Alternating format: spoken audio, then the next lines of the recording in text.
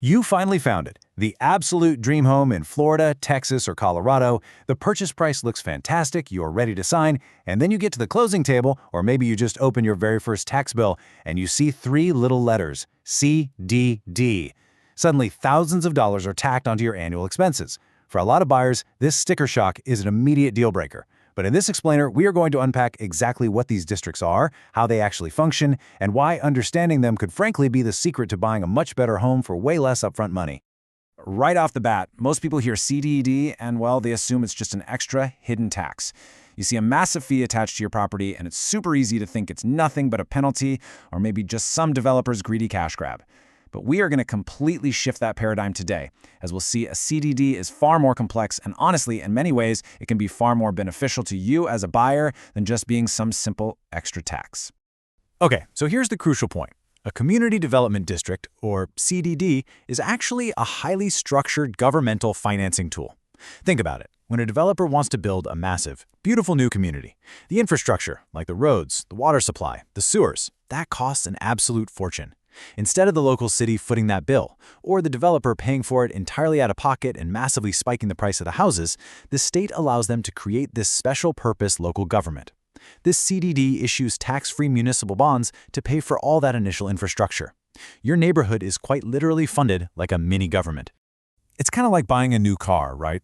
You've really got two options. You can either buy the luxury car with the heated seats and premium sound system already baked into a terrifying, huge upfront purchase price, or you can buy the base model for way less upfront and just finance those premium upgrades separately over a few decades. A CDD is essentially that second option. It allows you to finance the premium infrastructure of your neighborhood over time, rather than taking out a massively inflated mortgage on day one. Let's actually run the numbers, because this is where it gets super interesting.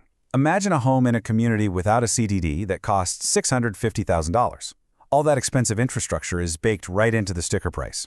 Now compare that to a similar home in a CDD community priced at $615,000, but it carries a $2,500 annual CDD fee.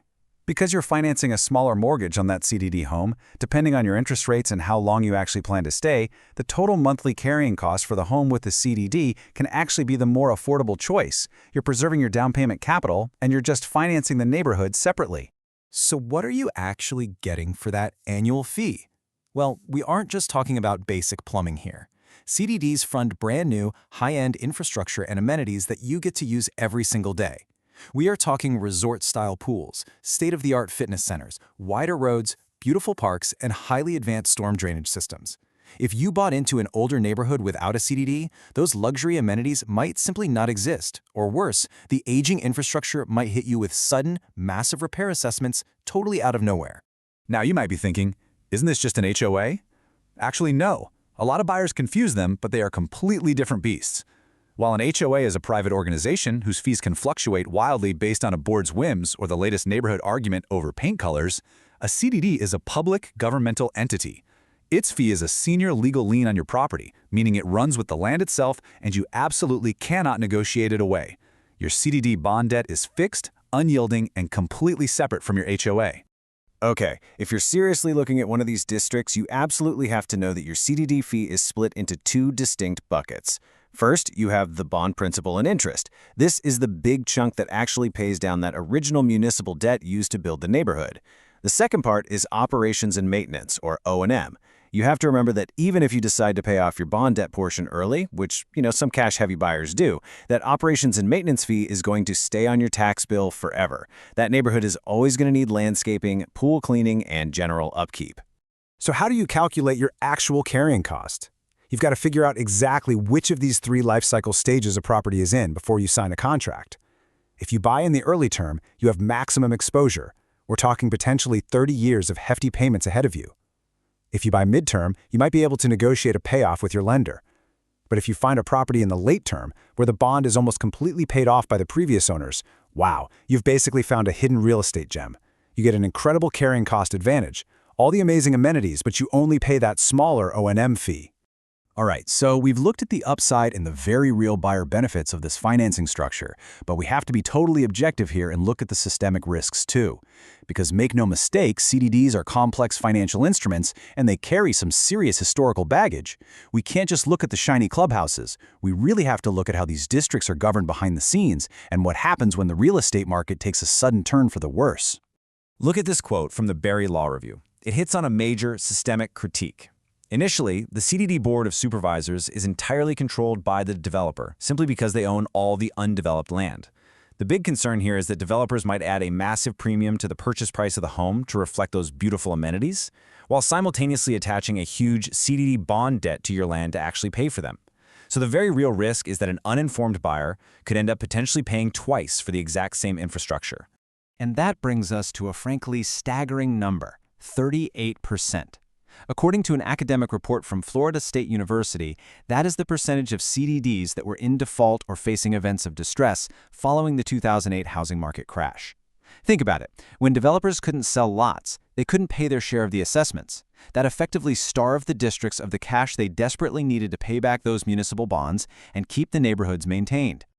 You can clearly see here how the massive explosion of new CDDs between 2003 and 2007 basically created a ticking time bomb of bad municipal debt.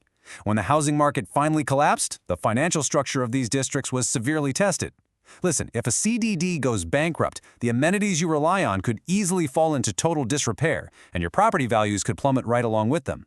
It's a shared, deeply interconnected financial ecosystem, and you are buying into the whole shebang. Which leads us to a massive, massive blind spot for the average home buyer. While the law requires the original developer to explicitly disclose the CDD and its costs to the very first buyer of a new home, there is a giant legal loophole. If you are buying a resale home, meaning you are the second or third owner, the seller is absolutely not legally required to disclose the existence of the CDD to you. You could easily close on a house, get the keys, and have literally no idea you owe an extra $4,000 a year until your tax bill arrives in November. This official county warning label from Miami-Dade really sums it up perfectly. Buyer beware.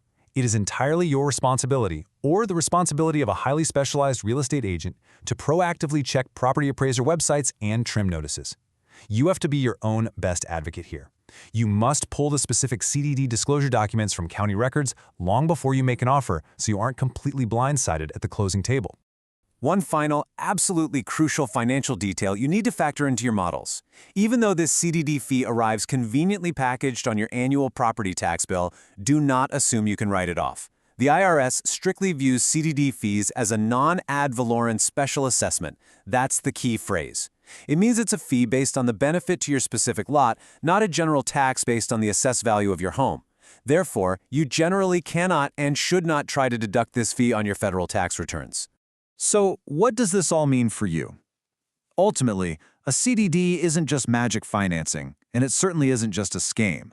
It's a powerful tool, and you need to use the information we've covered in this explainer to ask yourself the ultimate question before buying. Because when you truly understand the math, you have to ask, are you paying for a lifestyle you'll absolutely love, or a hidden debt you just didn't see coming?